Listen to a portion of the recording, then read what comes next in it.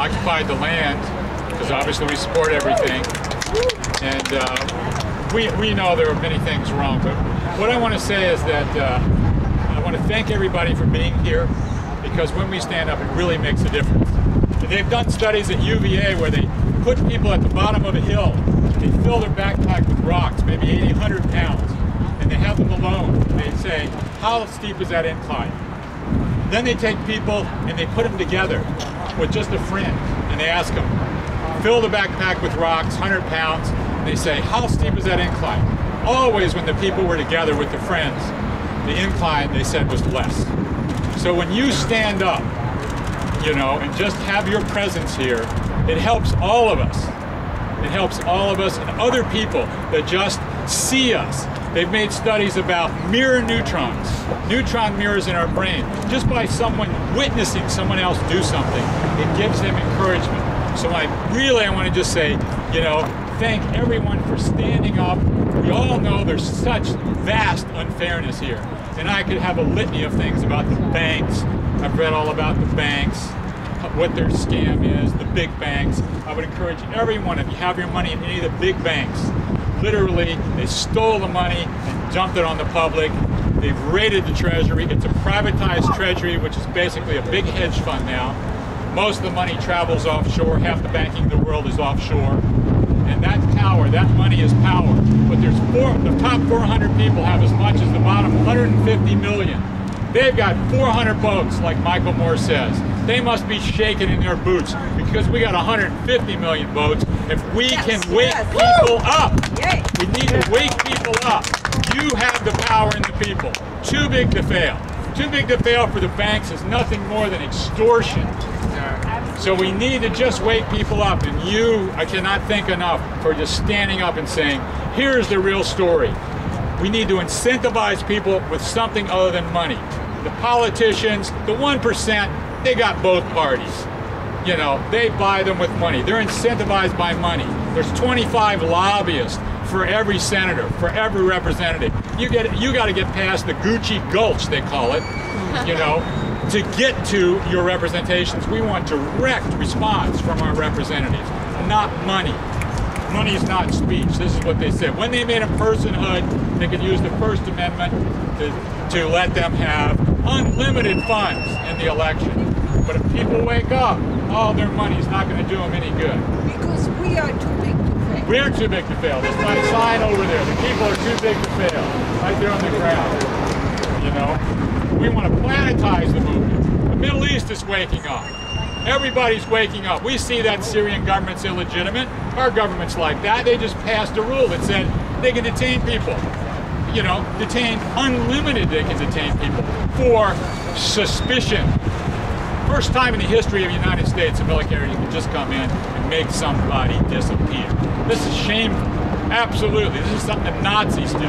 Can't believe a constitution or a lawyer like Barack Obama would sign that. Don't sign it. Fight them. Let them filibuster. Make them stand up and put their name on that bill.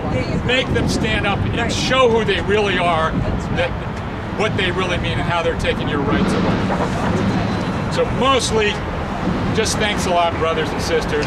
We all need each other to fight together to do this. This is what it's about. This is what democracy looks like. Take care.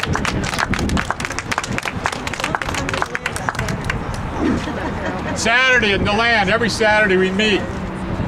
Just in case you're near DeLand, there's some nice, you know, pretty one too. Yeah, so we meet at DeLand 1 to 5 on Saturdays. We just started. We had a great response. We walked to the courthouse. We had a little coffin with the Constitution in it, sort of symbolizing the loss of our rights as they deteriorated, you know. And we also, there's another coffin here. And then we walked to the banks, the big banks. I have some big long sign with a bunch of zeros, 53 billion for Bank of America. Get your money out of the big banks, break them up now. You can do it, just take your money out. They need you. When you take your money out, they're supposed to leverage 9 to 1 in the banks. Exactly. So you at least, for every $10 you take out, that's 100. Look, all they've done is consolidate. They're still leveraged out there where their CDOs and their their cauldron of toxic alphabet soup, gumbo, with the CDOs and the CDSs, and the ABSs, and all that. It's a gambling house, and they lost the bet, and we paid the price. Yep. For 40 years, the CEOs, former CEOs of Goldman Sachs have been the Secretary of the Treasury from Reuben on. And they basically took away all the rules, always saying, let's deregulate, let's get away, let's take Glass-Steagall and do away with it, which was the firewall between the commercial banks and the investment banks. Now they can come in and gamble with all your money. That's where the debt is.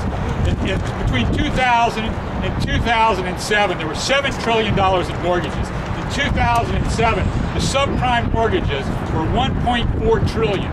Well, the Fed really let out the window $13 trillion. So with the first $2.4 trillion, they could have bought every subprime mortgage, bought everybody in the United States that wanted a house, and paid the health care for that year also. Yep. But that money didn't go to any of the people. That money went to the bankster gangsters. And they're still there. None of the laws have changed, or you wouldn't have had MF Global go under. And Corzine, former CEO of Goldman Sachs, the governor of New Jersey, he just testifies and says 1.2 billion rated from the public, from the money from the depositors. I don't know where the 1.2 million. How did he do that after all this was already done? And they've supposedly corrected it. Nothing's been corrected. They're still stealing your money. They're stealing the people's money and the wealth of a nation as I speak. And it has to be stopped. Our real wealth is in our vote, in our power to group together and make a difference. And you can make a difference. It's happened before. Imagine when they used to have the Gilded Age. We had a teach-in, one of the professors at Stetson. I used to be a professor, retired now. But he talked about the Gilded Age. And that was the age right before the progressive movement, before Teddy Roosevelt came in and broke up the trust. Can you imagine that women didn't have the vote? They had to go out and convince people when they couldn't even vote to change the law, and they did. So don't let them think it can't change. That's their whole game. It's too big. It's too late. It's not too late, and it's not too big. And it's way, I can quote someone that says, it's way too late, and things are way too near the edge for pessimism. Pessimism, no, we want action now. So again, really, each and every one of you, I can't say enough how much it means to me that you're here, you're standing up, this brilliant lawyer. And yes, don't judge a book by the cover. A lot of people know. A lot of people, even from Wall Street. Naomi Prince, who wrote a great book, It Takes a Pillage. People are waking up. You know, we want to have a humane world, humane society. We don't want a government like Syria. That's the kind of rules they've got. They can arrest everybody. When they protested apartheid, what was the first thing the South Africans did? They made it possible to arrest people without warrants. And they went around and did it until people spoke up around the world. So, thanks. Love you all. You guys are great. Thank you.